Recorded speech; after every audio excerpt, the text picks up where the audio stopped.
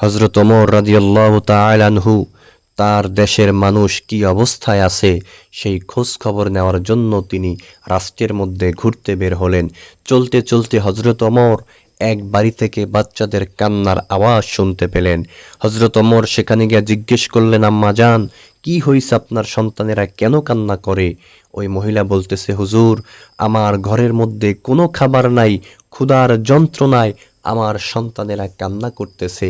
হযরত ওমর তাদের কষ্ট সহ্য করতে পারলেন না, চলে গেলেন তার রাষ্ট্রীয় কোষাগারে।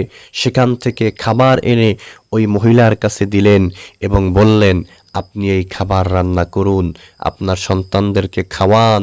হযরত ওমর তাদেরকে খাবার দিয়া তাদেরকে তৃপ্তি সহকারে খেতে দেখে এরপরে তিনি সেখান থেকে চলে আসলেন। দর্শক, ভিডিওটি ভালো লাগলে অবশ্যই একটি লাইক দিবেন, চ্যানেলটি সাবস্ক্রাইব করে পাশে থাকা বেল আইকনটি বাজিয়ে দিবেন। আসসালামু আলাইকুম ওয়া রাহমাতুল্লাহি ওয়া বারাকাতুহু।